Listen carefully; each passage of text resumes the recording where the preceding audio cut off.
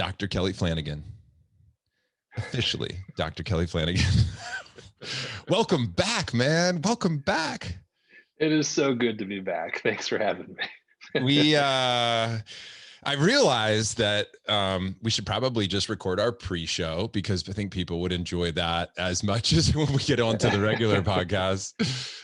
Just two dudes hanging out. Hey, quick little walk down memory lane, just for anybody who might be meeting you for the first time, because as our podcast has grown, people don't know who you are, but a lot of guys in our brotherhood do. Everybody that's read Loveable, but let's go back to the beginning for just a second. So Daniel Bingham introduced us. You enter the world, you attend a front row dad's retreat, melt everybody's face off with your information. I still can't stop talking about the ego castle. Everybody reads Loveable. And you write a second book called True Companions. People are raving fans, and here we are. That's a perfect summary. I love it. Is that pretty much it? Yeah, one of my favorite stories ever is one of the first times. Actually, I think we talked on the phone to confirm me coming down to the retreat in the Keys, and then I think we had a phone call scheduled for like a week before. And I remember as that was approaching, going like, "What am I supposed to be doing at this retreat?"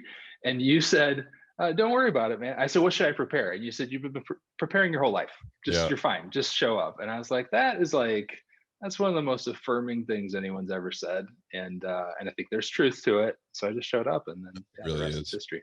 Yeah.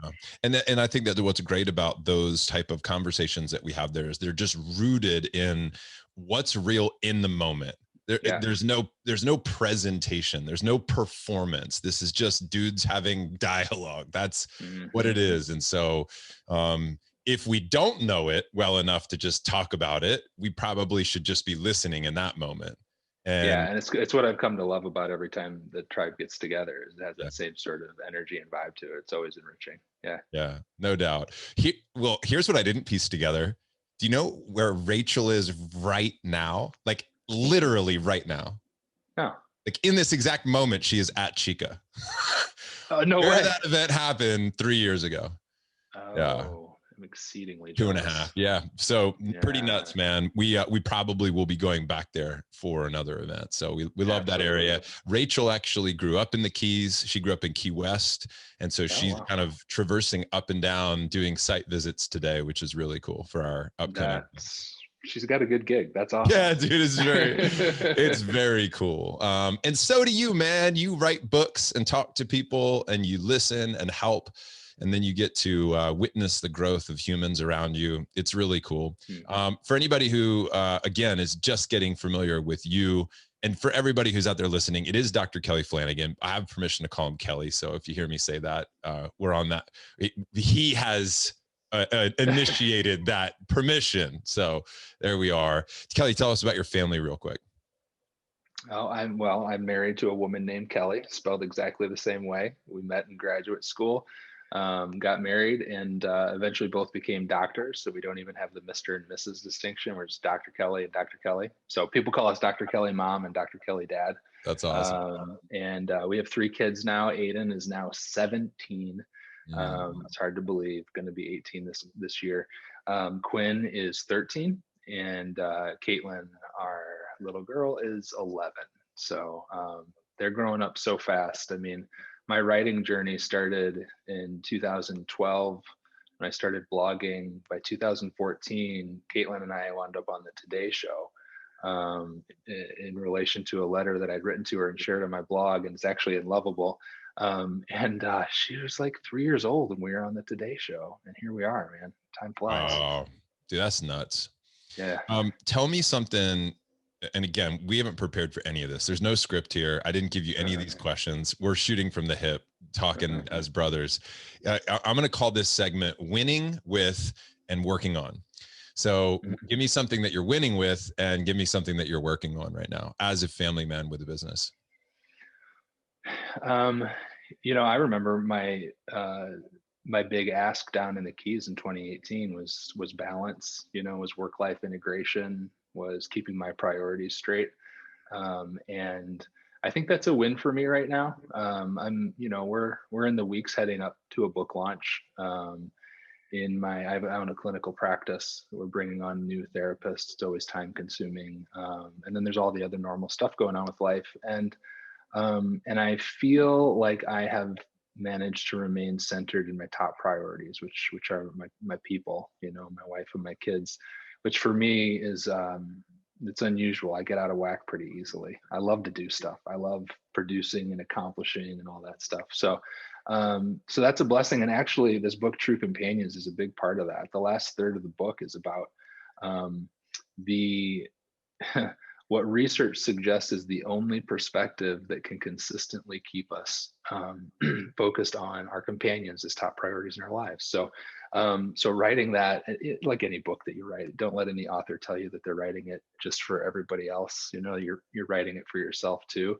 And it's really been a blessing to me because it's helped to keep me focused. Yeah, that's awesome. Yeah, so that's the win right now, definitely balance. And what are you working on? What am I working on? I'm always working on my ego. This is the ego castle we talk about from Loveable, the thing I talked about in the keys. This idea that we have a true self that's awesome and it's lovable, it's worthy of love and belonging, and but we doubt it at some point, and then we start to build a false self to protect us from more doubt, from shame, from getting hurt and wounded. And we've all got one, and that's where we talked about this false self it's what's called the ego. And it's built like a castle with walls to hide us and cannons to defend us and thrones to elevate us like we're better than everybody else. And I've just realized that tangoing with that ego of mine it's going to be what I do for the rest of my days.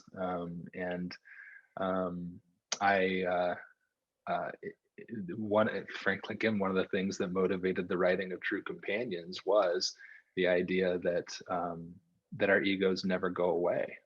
So what does it look like to live with both a true self and a false self in your companionship and in your relationships?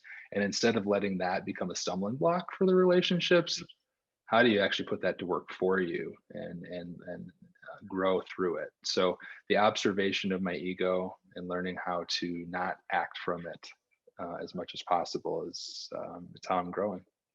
How are you defining companion? Great question. One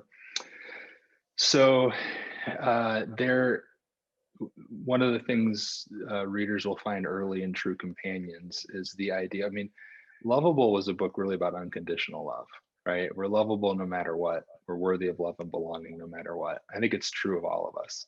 But what I've also been forced to face in myself, at least, is that unconditional love in relationships can only take you so far. That what happens with unconditional love a lot of times is we turn it into a sort of a request to lay off me.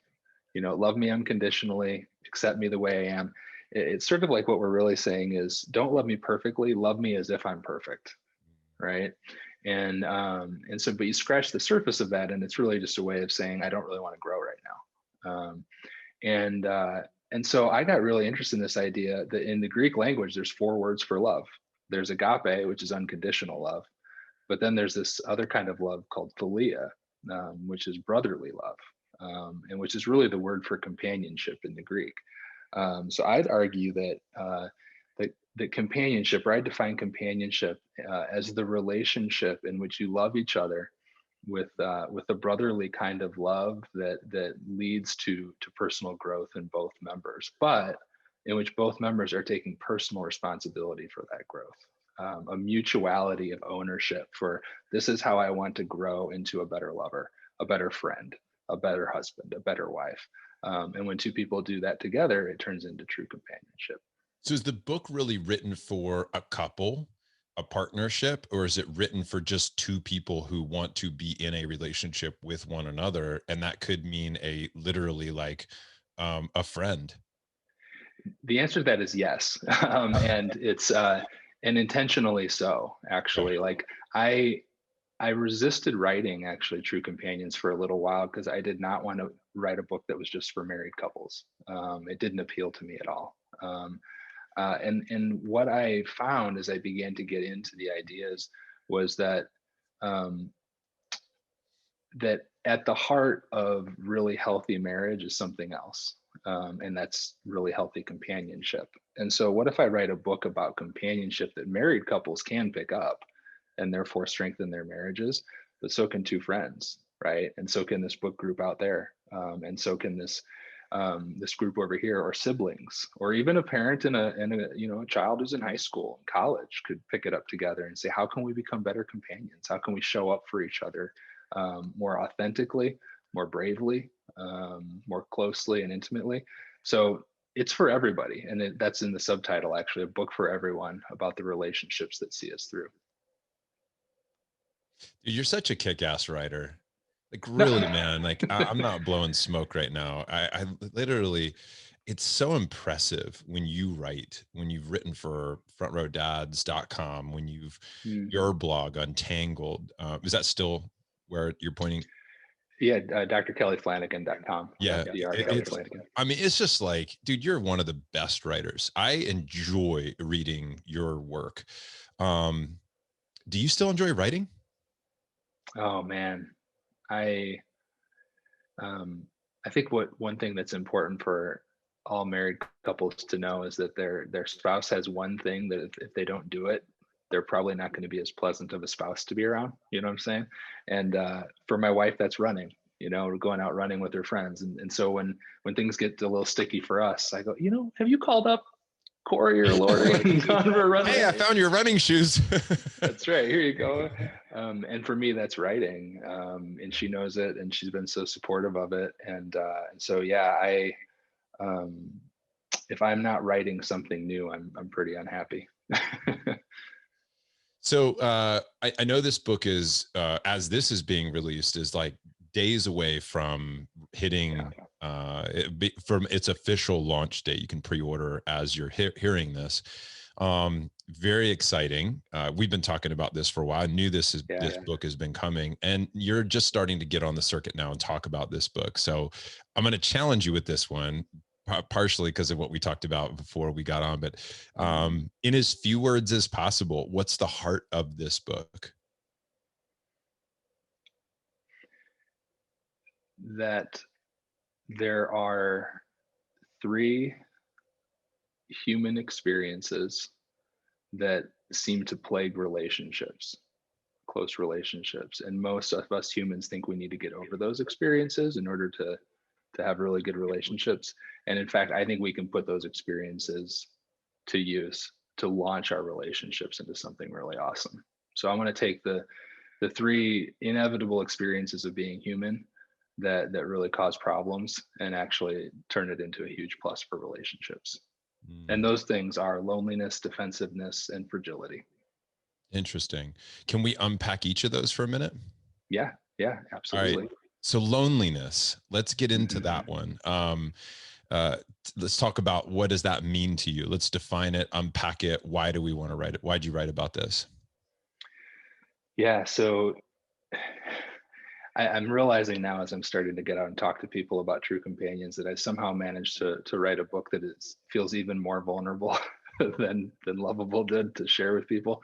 And this book is really close to my heart because, I went through this process of writing Loveable that was all about identifying our shame, which is our belief that we're not good enough, and coming to believe something different about ourselves, and believing that we're worthy. And the most interesting thing happened, that in that process of healing for me and writing the book and releasing even a little more of my shame, I started to notice something that was a little disturbing, which was that my shame was diminishing, but my sense of loneliness wasn't. And I had always thought the two sort of went hand in hand, and that as you felt less shame, you'd feel less loneliness. And so I got really curious about that, and I just started to read all my favorite sort of psychological, spiritual authors, about loneliness, this experience of loneliness. And I was really surprised to discover that they all do the same thing too. They sort of equate shame and loneliness. And I wanted to get into that. I wanted to get into, like, okay, for the most part now, I know I'm worthy of love and belonging. But there are some days where I still feel so misunderstood and so not known and so not understood that I feel all alone and lonely in this skin, right? Um, and that feeling causes a lot of conflict in my marriage because I blame my wife for that, right? It's her job, isn't it? She's my wife. She's supposed to take away all my loneliness. And so what gradually happened as I sat with that and began to dig into my own experience and the experience of my clients and other people is I began to realize that whereas shame is brokenness, loneliness is not brokenness. Loneliness is humanness, right? Loneliness is simply the shadow side of our uniqueness. Loneliness is what happens when you have a space within you that no one else can get to, right? Each of us has 3 million variations on our genetic strand that no other human being shares. Like, no one is going to be able to understand us completely, no matter how well they get to know us. And that's loneliness. And so I needed to figure out so that I would quit doing damage to my relationships with that sense of loneliness and my demands that everybody make me feel less lonely. I needed to figure out what to do with that loneliness and how to sort of repurpose it in my life. And so what I did was I wrote a third of a book about it, right? And I took it to my online tribe and I said, hey, loneliness is great. It's just the shadow side of your uniqueness. And there's no way you will ever fully get to know yourself until you've sort of sat in your loneliness, because that's like the last frontier of you, you know? And they're like, you're crazy. Loneliness is terrible. And so we had this great ongoing conversation for several months. And what I discovered was that when you say loneliness, people hear one of three things. They hear abandonment, they hear shame, or they hear isolation, right? Like unhealthy, unnecessary levels of isolation.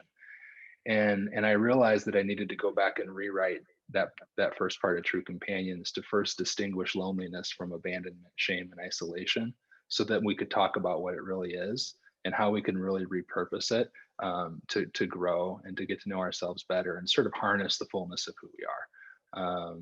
So loneliness, the way we really get to know ourselves, the ability to be in that space within us without anybody having to ease the discomfort of it, you know? So now we don't have to, I don't have to beat up on my wife for not taking it away. Yeah. Yeah, So do you define it as the shadow side of your uniqueness? Is that your definition? Yeah, I think it's a good enough definition. It's the shadow side of it. Yeah. Yeah.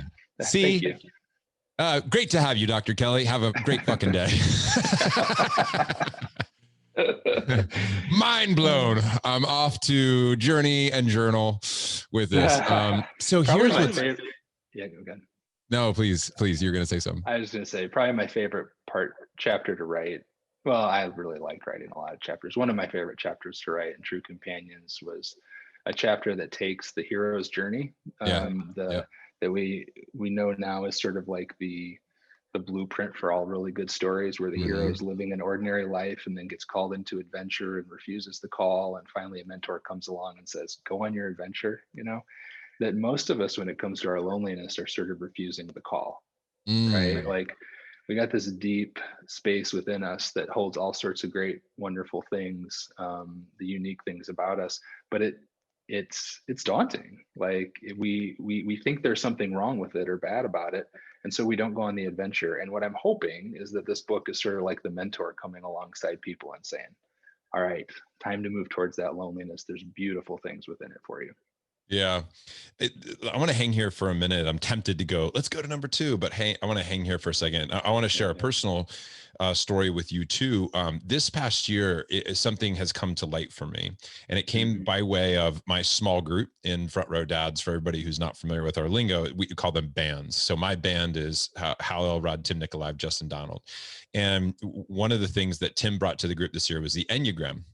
we started talking about this, and then I learned that I'm a number 7 on the Enneagram. And if you don't know what that means, you don't really need to for the point of this story, but I'm an enthusiast. And one of the things that it tells you about the enthusiast is that we don't like to feel our feelings totally. Like, we don't like to be alone with ourselves, feeling our feelings, right? What we'll try to do is like do things so that we don't have to quite know how we feel inside. So we'll just stay active, go on an adventure. And it's why I wrestled with alcohol in my life, because what I was trying to do was just get rid of this feeling that I didn't want to feel. And I feel that even like as we talk, and I just said, my wife and my kids went down to Key West for 5 days. They were there with Rachel, and my house was like so quiet. And there was this uncomfortableness of like being with myself. I'm like, I don't even know what to do. And it feels odd. As much as I craved them leaving, I'm like, this is going to be so great. I'm going to watch a movie. I'm going to do whatever I want to do. And I can work as long as I want or anything, right? I don't have to answer to anybody. And then I'm like, hello, somebody need me. Somebody Right. have a fight that I need to put out, right? Like, I have no purpose. And this doesn't feel as good as I thought it was going to feel. And I wanted to avoid it. So I started organizing shit and cleaning stuff. And I'm like, and there was a part of me that's like, John, just go sit on the couch and just sit with the feeling. You're not going to die, and just be okay. And like, maybe you'll learn something through the loneliness. Maybe you'll learn something about yourself. You just shut up and start listening. Like, maybe there's a message there. And maybe it's good to miss your family. Tatiana always talks about the 6th love language being space. And she's like, I never love you more than when I leave you. And it's like, I get it. So there's a question in this too. The question is around, where is it healthy and where does it become unhealthy? And like, where do we know whether or not to just sit with this and to be alone, right? And to be in the shadow of our uniqueness. And I'm still processing all this, right? And so I may be stumbling my way through the question, but the question is somewhere around, like, is there a healthy example or an unhealthy example? And how do we know where we're playing? That's a great question.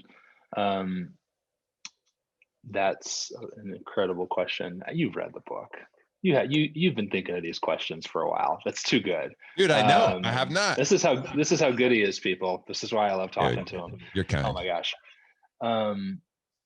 So I go back to the hero's journey. So once the hero sets off on their adventure, the next stage of the hero's journey is that they meet bad guys, right? That's when things start to get interesting, actually. And I think the question you're asking is like, so when I'm alone, it doesn't feel good right away, right? And that's because some bad guys sort of well up first. The hero doesn't arrive at what's called the inmost cave right away. They have to go through some struggle to get there. And so I do think like probably what wells up for most of us first are those other 3 experiences, the actual bad guys: abandonment, shame, and isolation. Yep. And abandonment we describe as just experiences that happen to us in which someone leaves us, whether it's, intentionally, unintentionally, losing a loved one to death is an abandonment, right? Even though they didn't intend it and you didn't. And so those sorts of experiences well up first. The shame we've talked about a lot in relation to Loveable, the feeling that I'm not good enough. And then the ways that for some of us, our world is a little too isolated, right? I think when we talk about the growing level of loneliness in the world, we're really talking about the growing level of isolation, right? Kids in their bedrooms on their phones rather than out with friends. Your book could not have hit at a better time. Man, I gotta tell you, like, and the book really is about the value of being in the flesh and blood presence of others. And I think we're all more aware of it than ever, aren't we? Yeah, totally. Of how much we need that. So yeah, I think I think there is if it doesn't feel good at first, you don't want to take that as a sign that you're not moving in the right direction. It's actually probably a sign you are, right? And what's been helpful to me is to begin to get, oh, that's abandonment. Okay. That's a wound I need to work through. All right. That's more of that voice of shame within me. I need to quit listening to it and listen for a better voice inside. And that's isolation. I can deal with that by reaching out to a person who I know wants to hang and I've been neglecting for a while. but then what's left once those are addressed is not going to go away.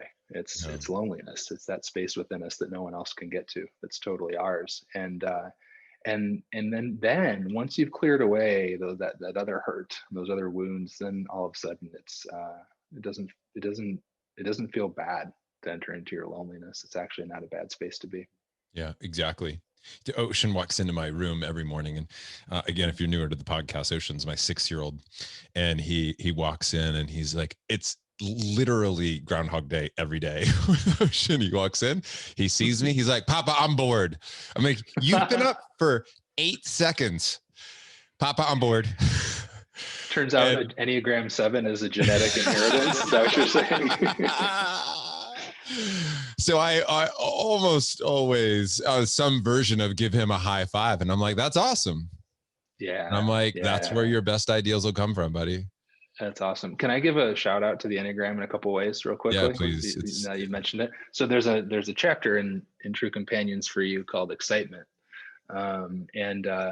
It's about the ways that we use excitement to sometimes, Enneagram 7s in particular, to skip over some of the richness actually of true companionship, because a lot of true companionship is in ritual and repetition and routine and those sorts of things, right?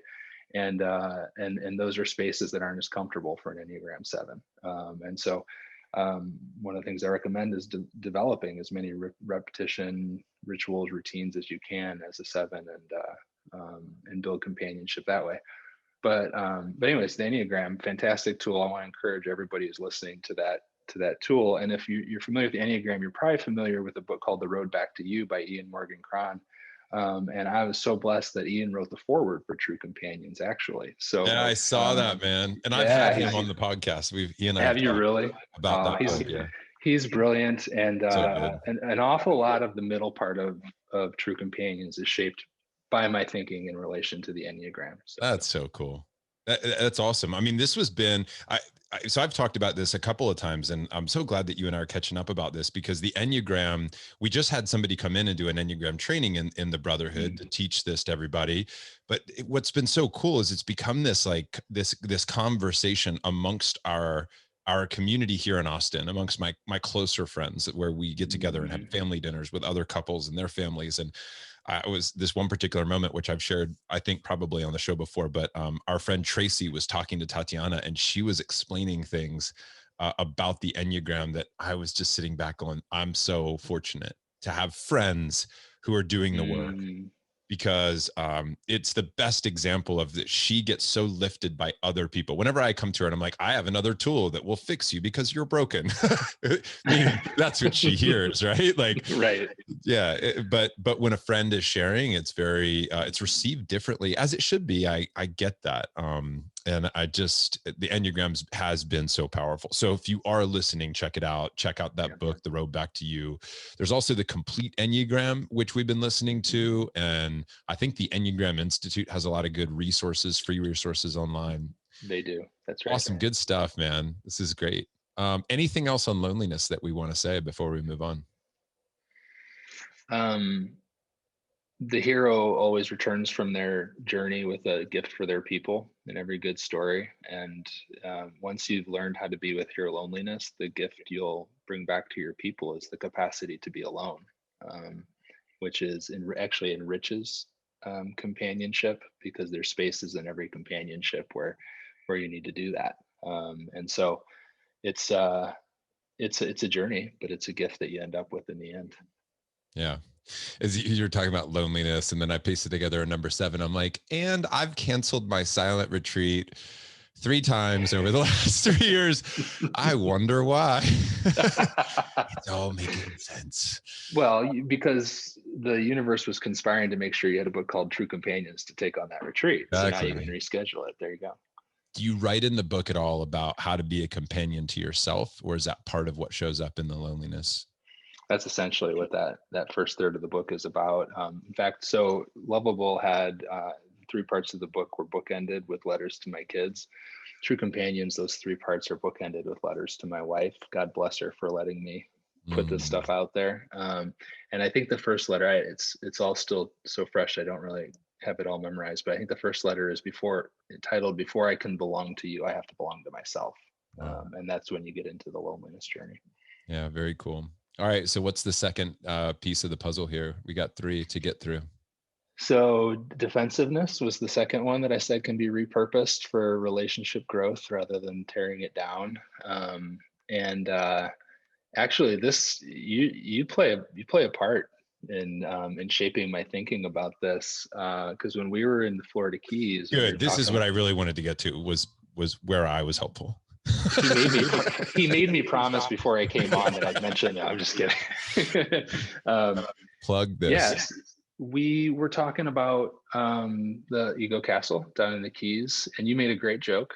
You said we talked about how you build this protective castle around your true self, but the castle's got a drawbridge on it, and so the process of finding belonging is about dropping that drawbridge and coming out and seeing the world and letting them see who you are and seeing who celebrates that.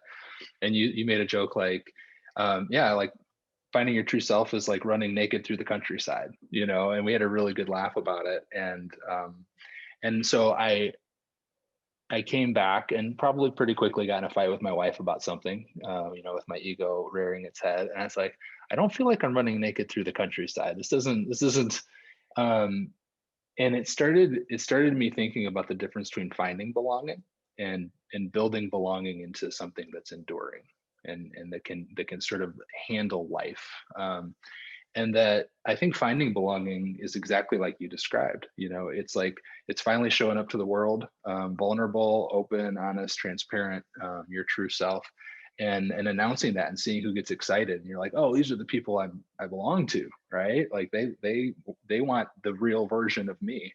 But then you got to do life with them, and when you do life with them, you start to discover that all of a sudden your true self is there and wanting to show up more and more frequently, but your false self is always still there too. Your protections, these habitual defenses that you've developed over the course of your life. So for a while, I actually toyed with the idea of trying to continue to build upon the castle metaphor in True Companions, but I ultimately decided to do away with it.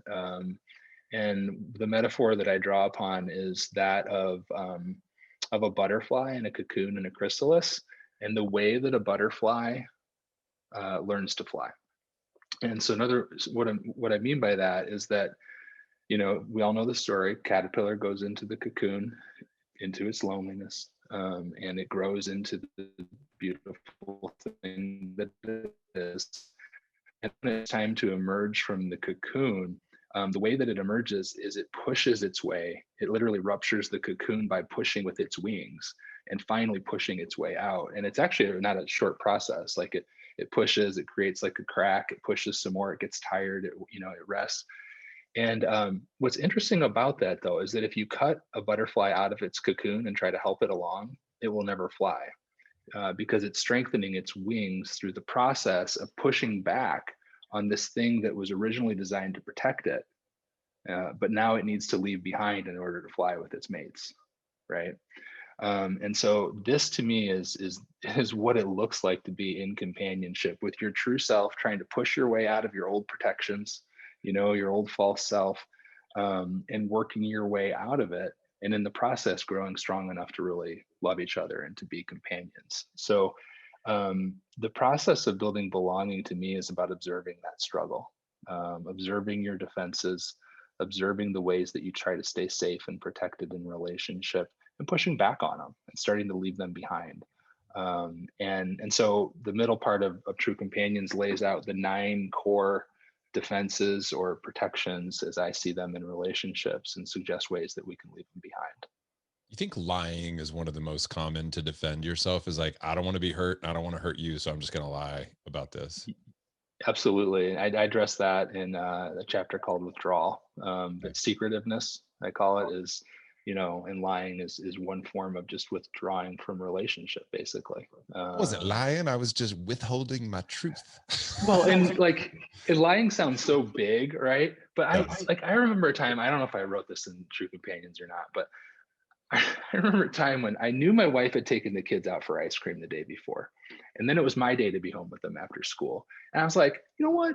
you don't always get to be the fun parent. I'm taking the kids out for ice cream too, right? So I take them out for ice cream and we come home. But then we get home and I'm like, I shouldn't have taken them out for ice cream 2 days in a row. So what do I do? What do I do?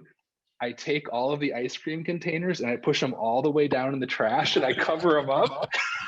Totally. And somewhere in the middle of it, I'm like, what am I, like a 6-year-old? Like, Yeah.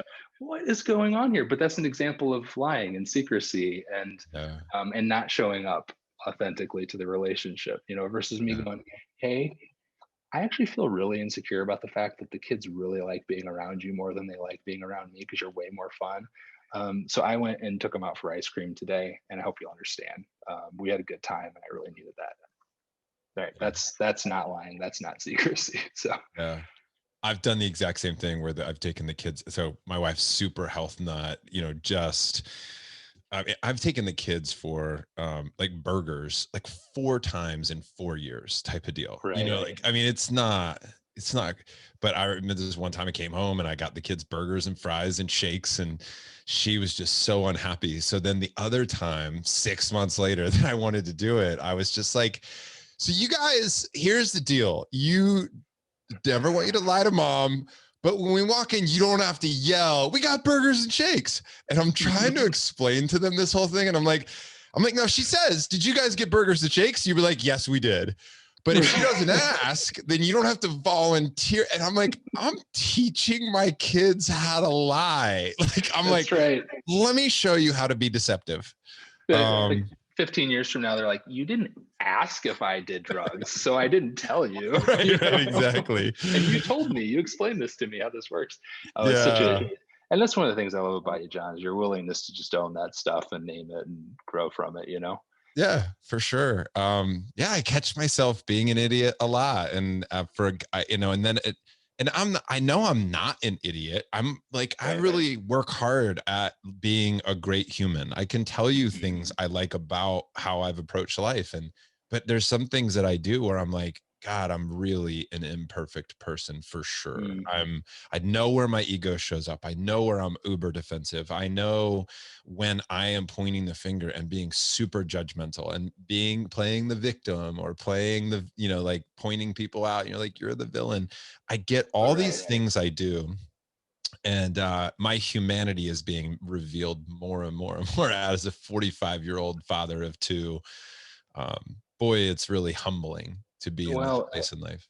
And I appreciate you saying that, because that was what I felt very strongly for readers of True Companions. Was I didn't want to suggest again in a book on relationships that you are supposed to leave all of that humanness behind, right? All of those lifelong habits of defensiveness and protection, and somehow your ego is supposed to just dissolve. I think the Buddhists call that nirvana, and it doesn't very often happen in this life. I didn't want to shame people into thinking that they're doing something wrong if they're in a constant sort of struggle between their true self and their false self. I wanted to normalize that so that we could actually put it to work for us. As soon as you observe some defensiveness, you authentically say, hey, this is what's going on for me right now, you're suddenly more connected, right? Mm-hmm. So we can actually put defensiveness to use for us in the service of connecting. I've realized for myself over the last couple of years that it wasn't until a local therapist that we had been working with for a while pointed it out. She goes, you two just spend so much time trying to defend your point of view that you're not being empathetic. You're not really showing true compassion.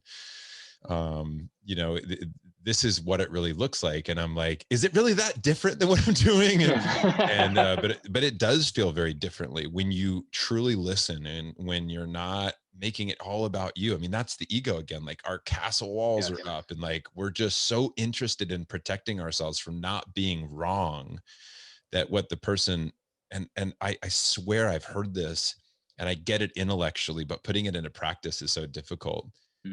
To not be in a place of defensiveness all the time.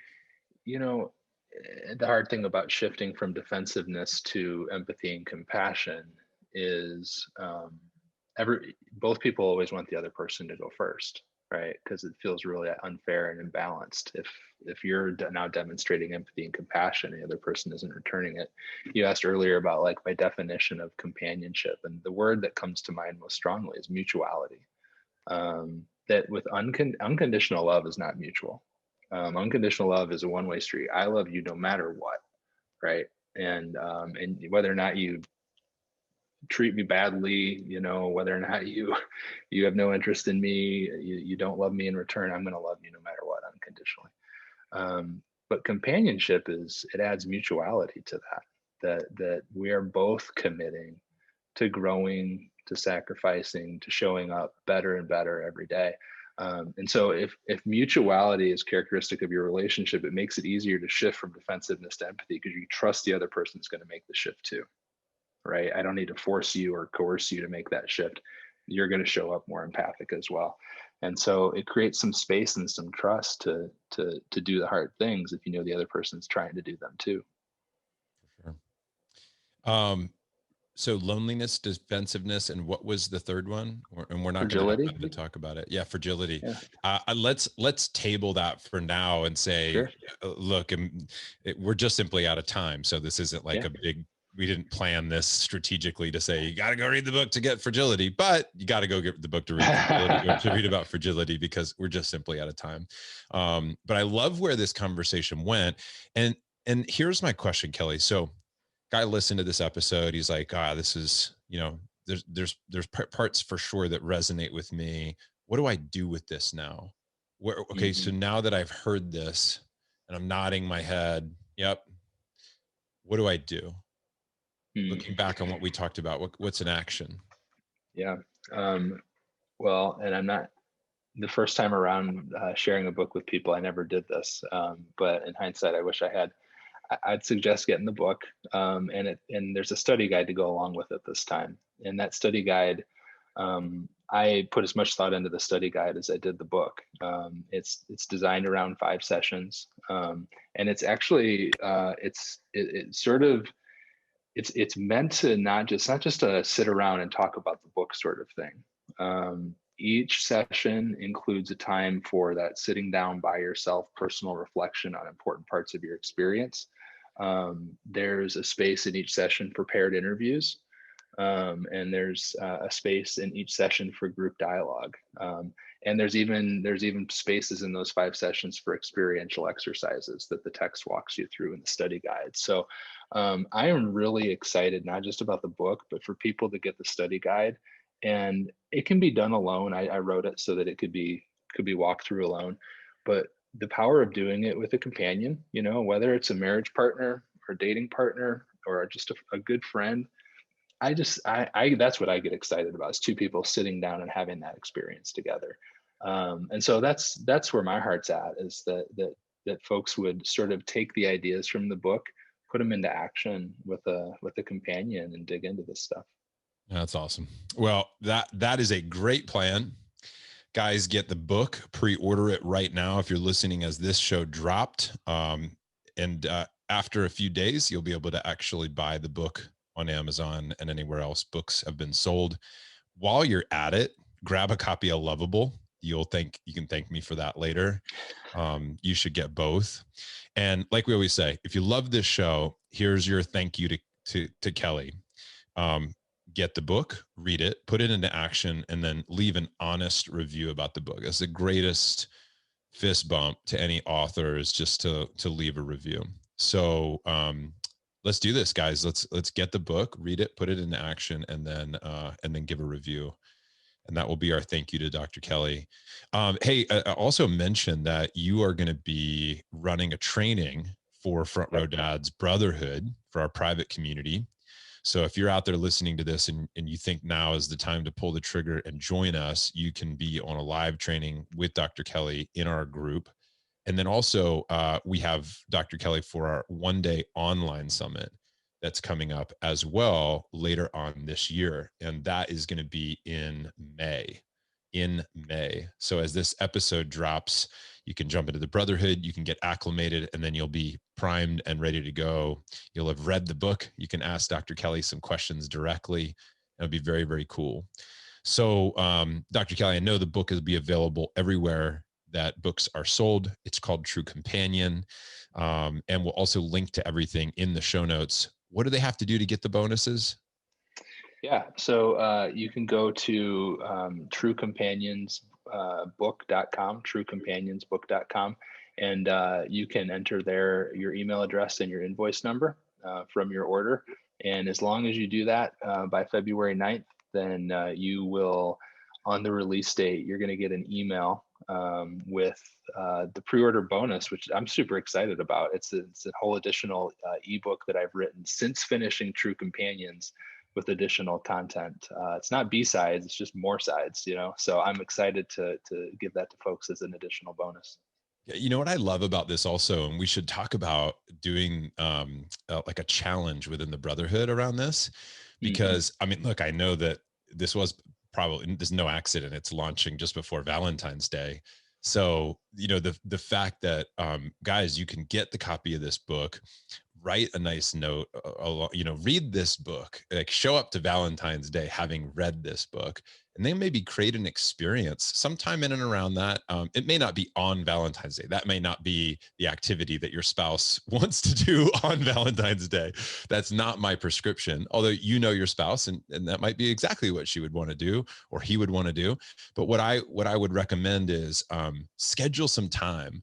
Like I know that for my wife, you know, getting a babysitter, getting out, going to lunch, bringing an activity, leading that activity to deepen your relationship around that time, around, you know, around Valentine's Day, before Valentine's Day would also be really nice.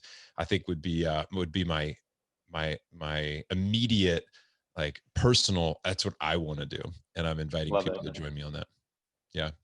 Very cool. This has been fun.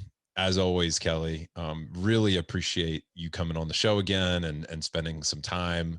Appreciate you doing the work. Appreciate you doing the thinking, being willing to be in a lonely spot so that you can know what your thoughts are and to process all of the thoughts that you've received from the many books that you've read and people that you've counseled. You've assimilated great wisdom.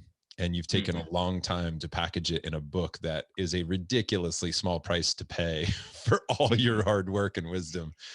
So thank you. No, I thank you. I am blessed every time I talk to you and to the men that you attract to you. So thank you. Appreciate it. Yeah, man. Well, go get your family time in. I know that that's where you're heading to next. So I don't want to stand in the way of that. Much love to you, my friend. We'll chat again and I'll see you in May. And guys, go get the book, True Companion. It's out in a couple of days.